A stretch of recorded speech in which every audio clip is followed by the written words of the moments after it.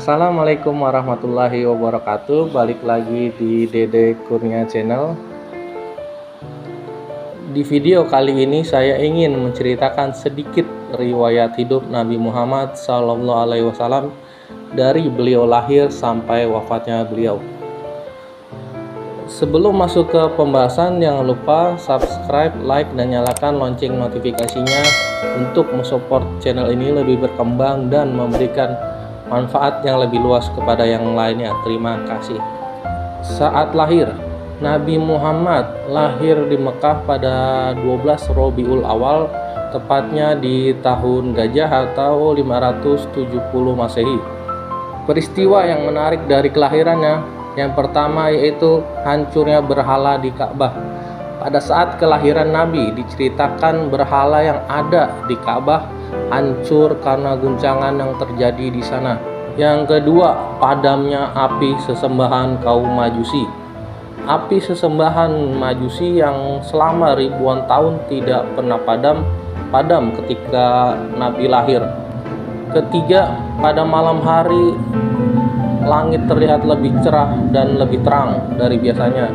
Diceritakan di sebuah riwayat karena malaikat yang ada di langit penuh berbaris dan berhias menyambut kelahiran Nabi Muhammad, maka malam itu terlihat lebih terang.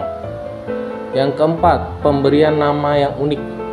Tidak seperti biasanya, yaitu Muhammad yang artinya yang terpuji, karena saat itu di sana orang memberikan nama pada anaknya dengan nama-nama patung sesembahan mereka.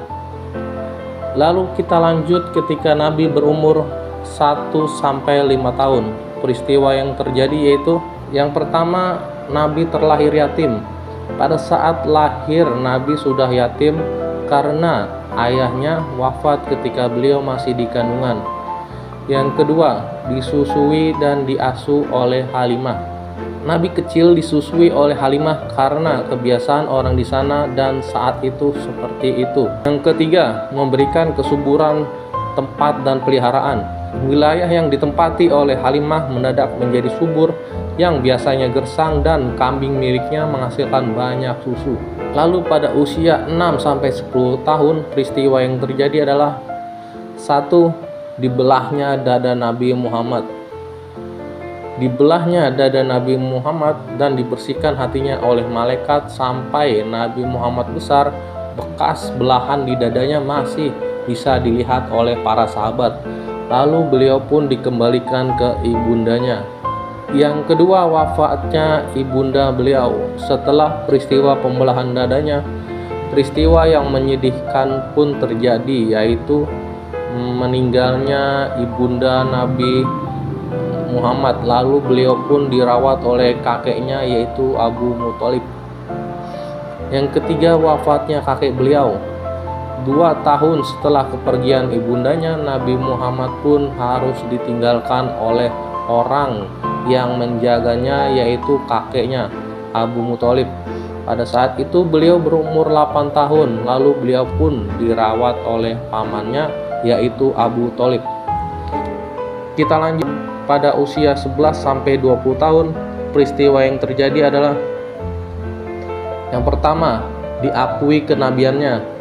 Peristiwa ini terjadi ketika Nabi Muhammad ikut dengan pamannya berdagang dan bertemu seorang pendeta yang melihat tanda-tanda kenabian pada diri Nabi Muhammad.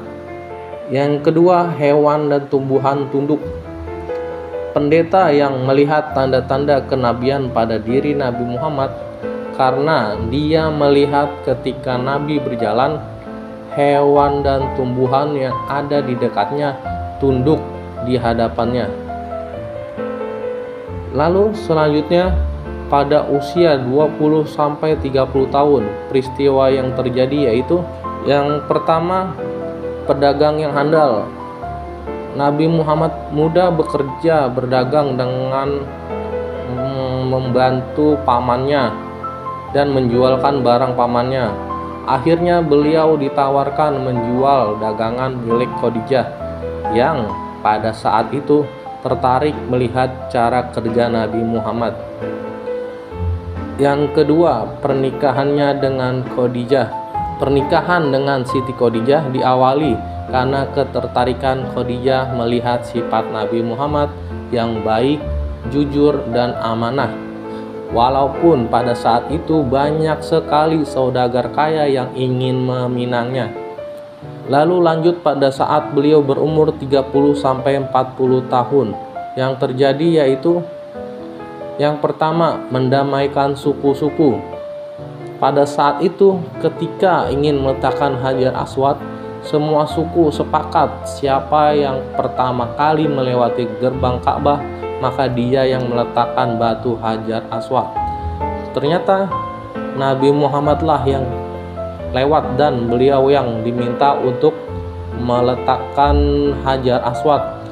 Tapi dengan kecerdasannya, Nabi Muhammad meminta untuk semua suku ikut dalam meletakkan Hajar Aswad dan membuat damai semua suku yang berselisih pada saat itu. Yang kedua, diutus menjadi Rasul. Pada saat beliau berumur 40 tahun, beliau diutus menjadi Rasul dan bertemu dengan malaikat Jibril. Dengan beliau bisa melihat sosok malaikat Jibril secara nyata, dan turunlah ayat pertama pada saat itu. Lalu saat berumur 40-50 tahun, peristiwa yang terjadi yaitu yang pertama, dakwah secara terbatas. Ketika beliau diangkat menjadi Rasul, beliau melakukan dakwah dengan cara terbatas dan banyak hujatan dari kaum kafir Quraisy pada saat itu. Yang kedua yaitu boikot dan meninggalnya istri beliau Siti Khadijah. Ketika Nabi mulai berdakwah, para kafir Quraisy tidak tinggal diam.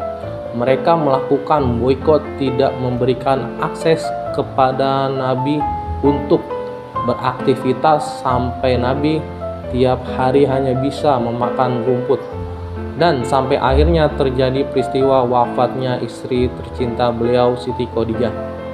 Yang ketiga, dilempari batu di Taif. Beliau melakukan dakwah sampai ke Taif. Ketika di Mekah beliau ditentang, dan ketika di Taif beliau pun mendapat perlakuan yang kasar, yaitu warga Taif melempari beliau dengan batu sampai terluka dan berdarah. Keempat, Isra dan Mi'raj.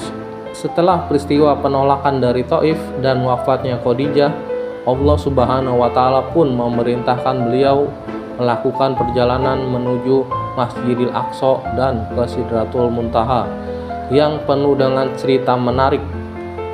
Nanti kalau ada kesempatan kita bahas ini karena ini akan sangat panjang. Lalu lanjut ketika beliau berumur 50-63 tahun. Yang pertama, hijrah ke Madinah. Setelah peristiwa Isra Mi'raj, Nabi Muhammad pun hijrah ke kota Madinah agar bisa berdakwah lebih luas dan aman di sana. Yang kedua, perang Badar. Terjadi perang pertama umat muslim dan menjadi salah satu perang yang sangat penting bagi umat muslim. Yang ketiga, perang Uhud.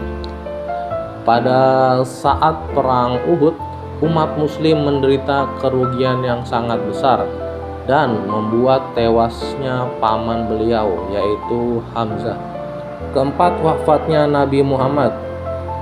Nabi Muhammad wafat di umur 63 tahun. Peristiwa wafatnya beliau membawa duka yang mendalam bagi semua umat muslim, dan banyak juga peristiwa ketika wafatnya beliau yang tidak bisa saya sebutkan satu persatu karena cukup banyak. Baik, itu saja yang bisa saya sampaikan. Sebenarnya banyak sekali peristiwa penting yang terjadi di riwayat hidup Nabi Muhammad dan tidak mungkin saya sampaikan hanya dengan 10 menit atau video singkat ya. Dan koreksi jika materi kali ini saya ada yang salah. Dan jika teman-teman ingin menambahkan, boleh tulis di kolom komentar. Cukup sekian video kali ini. Wassalamualaikum warahmatullahi wabarakatuh.